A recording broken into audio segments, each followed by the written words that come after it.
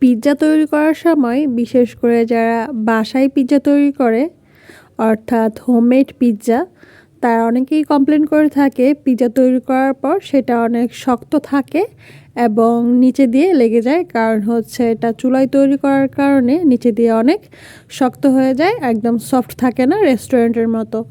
আজকে তাদের এই কমপ্লেনটা আমি জাস্ট একটু রিকভার করার চেষ্টা করব।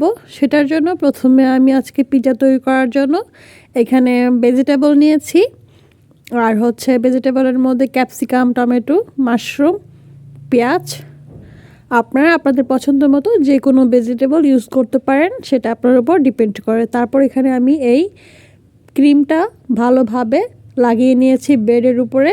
আর আজকে আমি যে ব্রেডগুলো ইউজ করছি পিৎজা ব্রেডগুলো, এগুলো হচ্ছে যে কোনো আপনারা সুপার শপ থেকে কিনে নিতে পারবেন, চাইলে বাসায় তৈরি করে নিতে পারেন। যদি আপনাদের বাসায় হোমমেড পিৎজা ব্রেডের প্রয়োজন হয় সেটার জন্য আমাকে কমেন্টস করে জানাতে পারেন, আমি ট্রাই করব রেসিপিটা শেয়ার করার। তারপর ভেজে নেওয়া ভেজিটেবলগুলো উপরে খুব ভালোভাবে ছড়িয়ে দিচ্ছি। ভেজে নেওয়ার পরিমাণটা কিন্তু খুব শর্ট সময়ের মধ্যে, অর্থাৎ 5 মিনিটের মতো সব কিছু একসাথে ভালোভাবে মিশিয়ে ভেজে নিয়েছি যাতে সম্পূর্ণ কুকড না হয়। তারপরে সব কিছু ছড়িয়ে নেওয়ার পর উপরে আমি চিজ দিয়ে দিয়েছি। চিজের পরিমাণটা আপনার উপর ডিপেন্ড করে, যদি অনেক বেশি চিজ খেতে পছন্দ করেন সেক্ষেত্রে পরিমাণটা একটু বেশি দিলেই হবে। তারপর আমি এখানে অলিভ দিয়েছি, ব্ল্যাক অলিভ। তারপর সামান্য চিলি ফ্লেক্স ইউজ করেছি, যদি একটু বেশি স্পাইসি খেতে পছন্দ করেন চিলি ফ্লেক্সটা একটু বাড়িয়ে দিতে পারেন।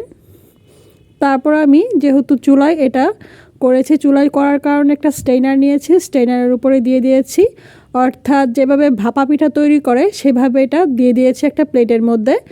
এখন এটা করে নিব 1 মিনিটের মতো ফ্রাই করব। সেজন্য এখানে 1 টেবিল স্পুনের মতো বাটার নিয়েছি একটা ননস্টিক প্যানের মধ্যে।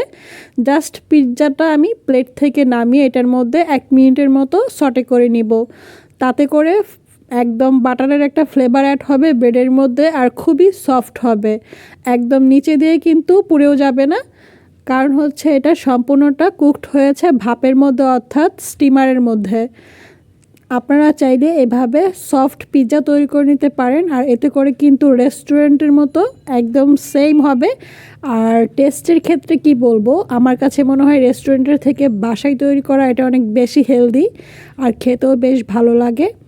আপনারা এখন থেকে এভাবে বাসায় ট্রাই করতে পারবেন যাদের বিশেষ করে চুলায় আপনারা এটা তৈরি করতে চান।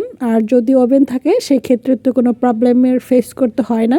আশা করছি আজকের রেসিপিটি আপনারা এনজয় করেছেন। আল্লাহ হাফেজ।